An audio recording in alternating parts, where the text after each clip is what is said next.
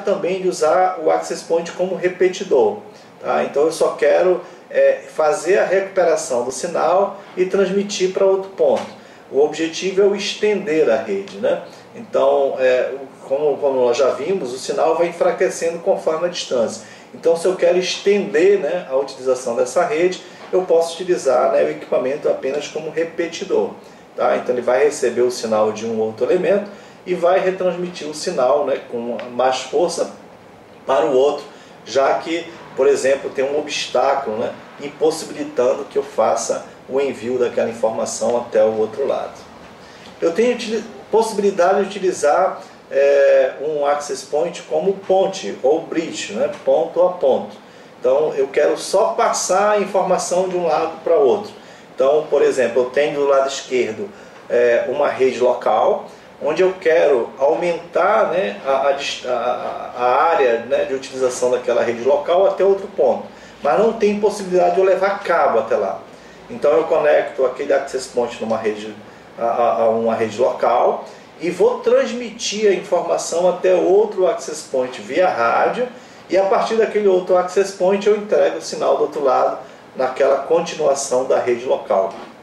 Então eu uso, né, o access point apenas como ponte ou bridge para poder fazer a transmissão desse sinal. Uma outra possibilidade é utilizar como bridge com o modo access point ativado, ou seja, além de eu possibilitar o aumento, né, da distância que eu vou utilizar dentro daquela rede, os usuários que vão estar próximos dessa rede, dentro da área de cobertura dessa rede, poderão fazer um acesso a esse access point, né, via wireless também, né? Claro que vai cair, né, a performance dessa comunicação em razão dos equipamentos que vão estar conectados no meio dessa rede. Uma outra forma de fazer a conexão é usar no modo ponte bridge, né, point to multipoint, ou seja, de um ponto para vários pontos. Então eu transmito um sinal de uma rede que vai transmitir o sinal via wireless para vários access points para poder estender para outras redes, né? Então eu saio de um ponto para vários, point multipoint. Então serve como ponte, mas transmite para vários. E uma combinação, né, dessa mesma rede é o modo bridge com o modo AP ativado, né? Então vai sair de um ponto para multiponto. Então eu vou transmitir, né, para estender a rede, mas permito também que equipamentos que estejam dentro da área de cobertura desses equipamentos possam também fazer um acesso wireless. Mas como visto anteriormente, os equipamentos vão prejudicar, né, a performance dessa rede. Obviamente vai cair a performance dessa rede, tá? Bom, normalmente os equipamentos wireless utilizam algumas antenas, né, bem específicas para fazer a transmissão do sinal. E cada antena vai garantir alguma coisa, né, melhor ou pior para você. As omnidirecionais, elas normalmente irradiam 360 graus, né, com uma lâmpada fluorescente, né, para todos os lados. Aí, obviamente, a área de cobertura fica limitada, né, dentro daquele raio de ação, né, já que ele está transmitindo 360 graus, daquele equipamento. Já as antenas direcionais, elas têm um foco concentrado, né? Você vai determinar uma direção específica. Aí, normalmente, você obtém um alcance melhor, né, quando você tem uma antena direcional. Mas um alcance relacionado àquela direção que você está focando, né, a sua antena. Então, obviamente, vai ter uma área de sombra, né, por onde o sinal não vai ser possível de chegar em razão, né, de você estar direcionando. Então você ganha por um lado e perde por outro, né? Mas muitas vezes existe a necessidade, né, de você focar um local específico, né? Você não precisa ficar jogando o sinal para todos os lados. Já em outras situações você tem a necessidade de jogar para todos os lados. Aí tem um desenho, né, representando algumas antenas, né, algumas omnidirecionais, né, que jogam para todos os lados, e algumas direcionais, né, onde jogam um sinal específicos em em uma determinada direção. Tá?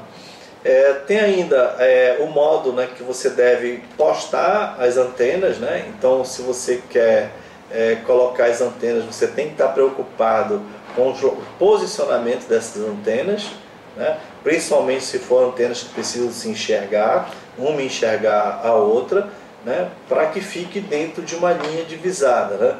Para que o sinal não seja prejudicado por algum anteparo que esteja prejudicando, né, aquela informação. E existe a necessidade algumas vezes de você colocar repetidores, né, para permitir que o sinal chegue, né, até um outro ponto em razão de algum obstáculo natural que esteja prejudicando o envio daquela informação. Tá? Bom, não é só isso que você deve se preocupar, né? Você deve se preocupar com redes wireless, principalmente por ser um padrão aberto, né? É uma rede que fica aberta pela política de uso dessas redes, né? Então você deve definir os usuários que são autorizados a instalar os access points na instituição. Então é muito comum, né? Vir qualquer um, eu quero colocar um access point, e vai lá e instala. Aí você pode, né, ter um problema relacionado a isso, então precisa você ter um controle de quem efetivamente vai estar autorizado, né? Existem equipamentos específicos que controlam, né, e gerenciam todos os access points de uma rede, permitindo que a pessoa, mesmo que ela coloque lá, espete no determinado switch, o access point não receba o sinal. Mas são switches específicos onde você configura a porta para que só seja utilizada quando realmente desejado. Você deve definir os usuários que são autorizados a utilizar a rede da instituição. Aí, em geral, você faz isso baseado numa senha. Prevê quais as ações que vão ser tomadas em caso de roubo ou perda dos equipamentos wireless, que é muito comum isso acontecer, porque em geral ele tem que ficar exposto, né? Em geral ele fica numa área externa, ou até mesmo, né, indoor, ele vai ficar disponível para o usuário, né? Então algumas vezes é colocado de uma forma segura, em grades, etc. E definir que tipo de informação que pode transitar pela rede, né? Então procurar comprar equipamentos que vão permitir isso, né? E você também deve descrever as configurações mínimas de segurança para os APs e para os clientes, né? Então, normalmente, os access points vêm com algum esquema de segurança que pode ser implementado, e você deve fazer a implementação de algum esquema de segurança para garantir uma segurança mínima. Por certo, nós não temos sistema de segurança que seja 100% seguro, mas é possível, né? Você vai garantir algum tipo de segurança. Alguns protocolos de criptografias que você pode utilizar, né, como esquema de segurança. O primeiro deles é o WEP, o Wired Equivalent Privacy. É um protocolo muito simples, né? É o mais fácil, muitas vezes é o mais utilizado por ser simples. Ele dá segurança durante o processo de autenticação, né, com proteção e confiabilidade nessa comunicação que vai acontecer entre os dois dispositivos wireless. Ele normalmente é parte integrante do 802.11, do Wi-Fi, e ele é bastante simples, né?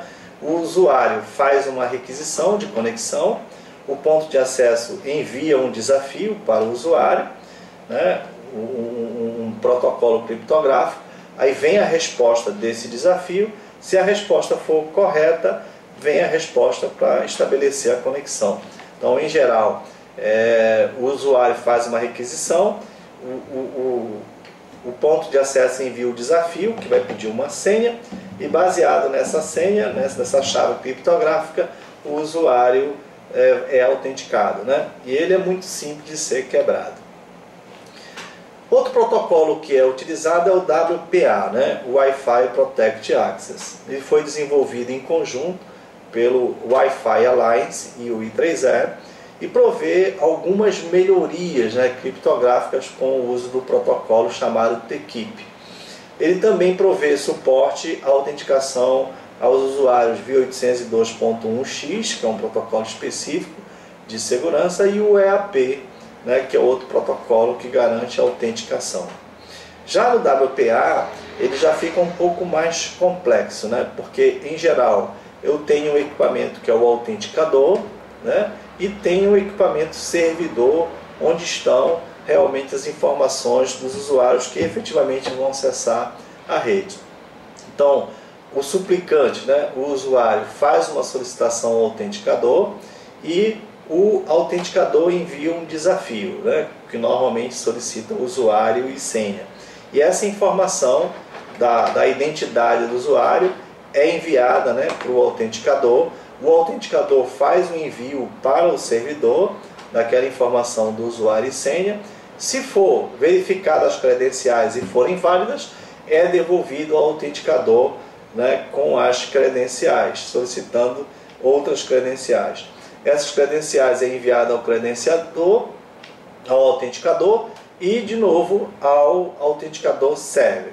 Se for a chave autenticada, é confirmado, né, autenticador. Se não for, né, é bloqueado a informação para o usuário. Então, o cliente, ele normalmente faz o envio, né, de várias informações, usuário, senha, e ele é confirmado e autenticado por um autenticador server. Algumas vezes o autenticador e o autenticador server são os mesmos equipamentos, né? Então, e algumas vezes não. Tá? Então, se for o autenticador o mesmo server, aí normalmente é no próprio Access Point, e algumas vezes o Access Point está ligado a um servidor Radius, e esse servidor Radius vai garantir a autenticação desse usuário. Então dá uma segurança um pouco maior, né? Nós temos outras versões, né? O WPA, já tem o WPA 2, né? Que eles inserem, né, normalmente mais protocolos criptográficos para garantir uma maior segurança para o usuário. Numa rede wireless, como é uma rede aberta, é importante você ter o controle dessa rede através do monitoramento, né? O objetivo desse monitoramento é garantir que os clientes conectados em um dado instante você tenha conhecimento, né, desses clientes. Se você identifica se foi colocado algum AP não autorizado nessa rede, se os dispositivos que não estejam usando protocolo de segurança, se por algum motivo, né, tem algum dispositivo, ataques contra os clientes wireless, né, alguém pode estar fazendo algum ataque, ou até mesmo tentando acessar a sua rede, tentando fazer acesso não autorizado, fazendo alteração de endereçamento MAC. Se você fizer pesquisa aí pela internet, através do Google, você vai verificar que existe a possibilidade do usuário fazer alteração do endereçamento MAC, se passando por outro usuário. Fazendo mudanças de canais, né? Você determinou um canal e a pessoa mudar o canal, acabando interferindo, né, no sinal do outro. Ou problemas relacionados a DOS, ou Denial of Service, ou negação do serviço, ou jamming. Vamos falar desses dois especificamente, né? O Denial of Service, ou o ataque de negação de serviço, é um ataque que normalmente é feito de forma múltipla, né, de vários usuários, normalmente usuários infectados por algum vírus ou worm, né, que fazem ataque a um determinado usuário, a uma vítima. Quando o usuário, né, é atacado, normalmente ele recebe pedidos de conexões múltiplas, né, de uma só vez, a vítima não suporta e acaba, né, causando, né, a indisponibilidade do sistema, né. Nós temos registros, vários registros, né, de ataque do DOS, do Denial of Service, né, em determinados sites importantes, inclusive o site do governo brasileiro, né, já foi vítima desse ataque, e normalmente, né, é atacado pelo botnet, né, que está sendo muito utilizado hoje, que é uma forma de eu fazer com que determinados usuários, normalmente através de engenharia social, instalem em sua máquina, né, ferramentas que me permitem o controle remoto desse equipamento, e a partir do controle remoto desse equipamento eu faço um acesso a uma vítima específica, né, em um determinado instante. Então gerando, né, vários acessos de uma só vez àquela vítima, fazendo com que aquela vítima fique com os serviços indisponíveis, né, aí causando, né, a indisponibilidade daquele serviço. O jamming é a forma que eu tenho de fazer com que o sinal não chegue de maneira nenhuma, né, àquele usuário. Então eu tenho uma área de cobertura, então eu coloco um equipamento para fazer a interferência, né, dos sinais que estão sendo irradiados por uma antena, e com a interferência desses sinais, né, o usuário fica impossibilitado de receber os sinais, né? Esses equipamentos normalmente são utilizados, né, para proteção em áreas, por exemplo, como cadeias públicas, né, para evitar que o sinal, por exemplo, de celular chegue até bandidos, né, que estão dentro da cadeia, que mesmo estando com celulares em mãos, né, é jogado um sinal interferente, né, nessa área de cobertura, e indisponibiliza, né, a possibilidade do usuário receber esses sinais que estão sendo transmitidos, né? Então esses são os dois problemas, né, principais, né, que são causados, né, durante o envio do sinal de radiofrequência. O outro também, que já não tem a ver com envio, mas seria a mudança, né, do endereçamento MAC, é chamado MAC spoofing, é a possibilidade de você, através do próprio registro do Windows, né, fazer a alteração do endereçamento MAC. Na camada de enlace, duas informações são obrigatórias, né, durante o envio de uma informação. É o endereçamento MAC de origem e o endereçamento MAC de destino. Então existe a possibilidade de você fazer a alteração do endereçamento MAC.